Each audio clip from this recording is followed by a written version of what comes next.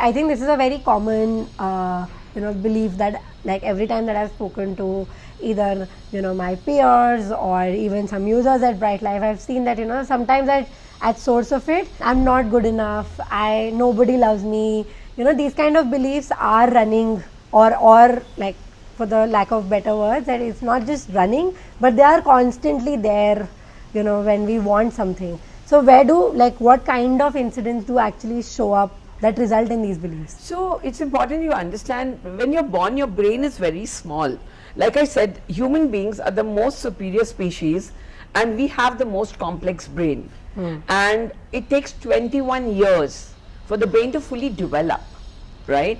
And when you're a little child, you're 0 to 7 years old, and there's so much going on already, you're physically building up yourself, the chemicals in your brain are focused on physical development. At that moment, our emotional needs are the core important thing that are responsible for our brain development, a safe environment. And it could be as simple as you needed your mother's touch and attention, right? Because you're a little child and your mother was busy cooking food for someone else and she did not give you that attention. That's enough to actually traumatize you at that moment, because as a little child, your brain cannot comprehend that why is my mother not giving me that time and attention. And that is enough for you to implant a belief that, oh, I'm not loved. Or it could be as simple as unknowingly your mother just gave some attention to your brother and not to you.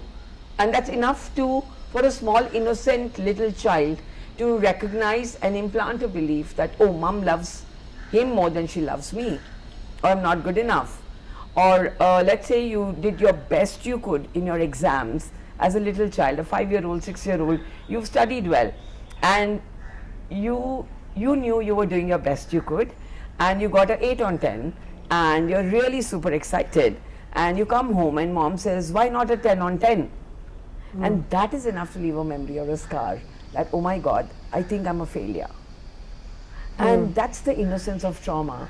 So the thumb rule is, everybody gets traumatized when we are little, because it's not our parents' fault, because they're all doing their best they can, but even they had their ways of being. Right. They had their reactions, they had their anger, their fears that they projected on us, and all of that leaves and becomes our implants and our beliefs.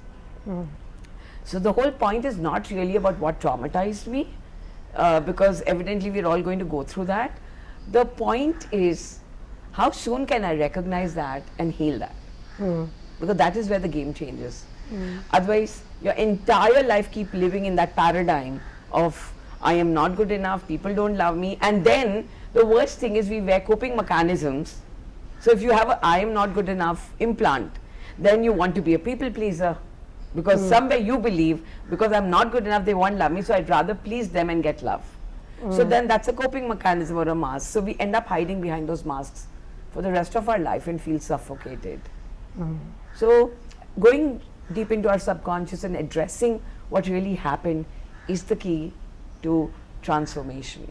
And in you working with all your clients over the years, have you seen like really grown up people actually carrying the subconscious belief? Absolutely. I work with 70s, 60s, 70s, and they're just living it's not only I am not good enough. I sit with so many successful business owners, right? And they've really reached the peak and then they come crashing down. And when I'm digging into the subconscious mind, they have a core belief, I'm a failure. So they'll take their business to scale up heights and then suddenly it all comes crashing down because the belief will drive you. Your subconscious mind is very powerful, right? And it is the driver of your reality. So the beliefs need to be changed there. And the beliefs are not going to go on their own. Like I said, your mind functions on memory. So you have to go there and give it a new memory. So let's say you have a belief, I am a failure, right? Now you got to go there and give it a new belief. For at least, it takes 60 to 80 days for your subconscious mind to get reprogrammed. So repeating a new belief every day, right? That I am a winner, I will succeed, and rewriting that belief and creating a new paradigm for yourself. That is the only game changer.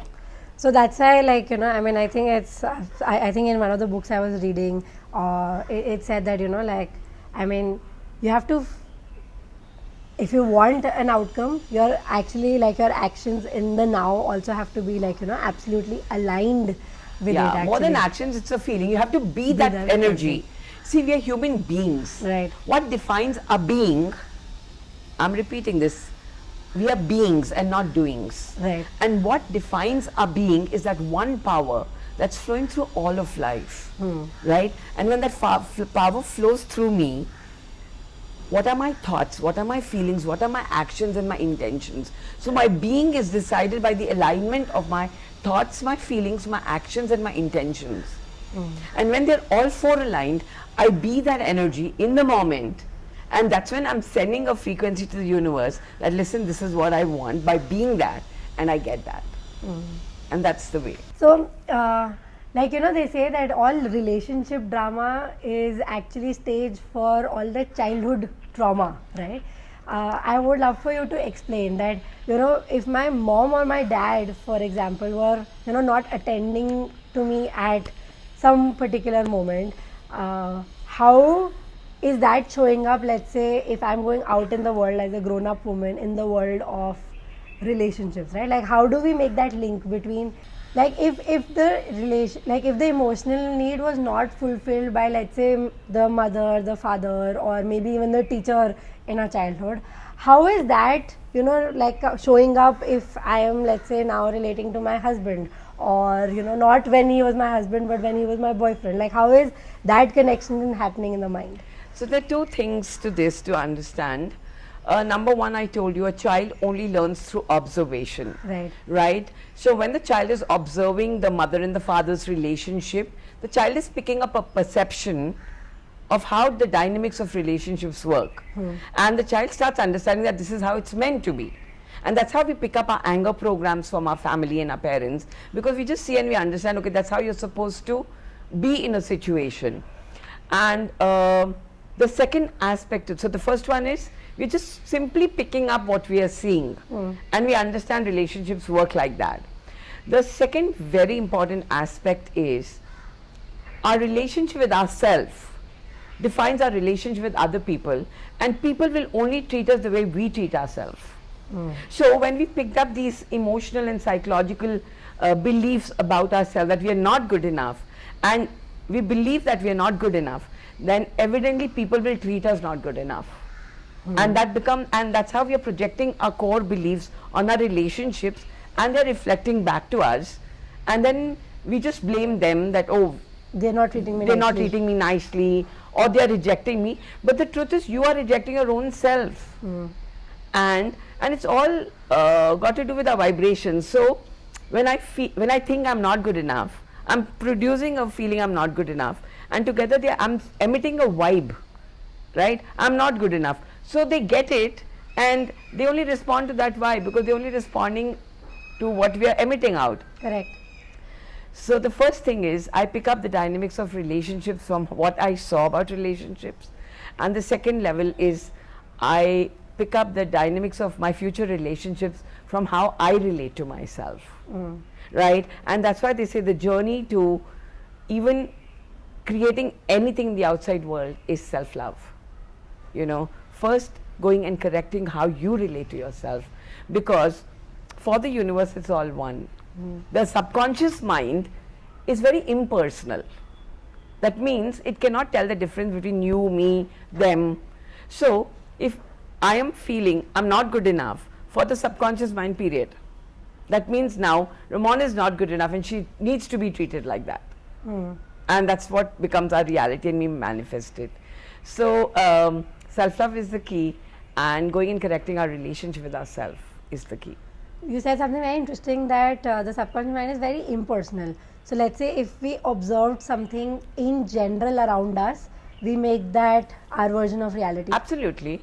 I mean, it's so impersonal that if I am judging someone that they are so stupid, now the subconscious mind can't tell the difference between them and me, so actually I am judging myself as I am stupid. Right. Or she's so fat. So actually for the subconscious mind, it generates a feeling of fat for myself. Right. And then the chemicals produce, and then I, Become fat. Yeah, become fat. Like, that's just a funny example. So it's really important for us to recognize this, because we end up judging, blaming, and it's all drama for the subconscious mind, because all of it, what we're doing to other people, we're just doing to ourselves. Or all that we're doing to ourselves, we're having other people do it to us. Yeah, got it. So we are the beginning, we are the end.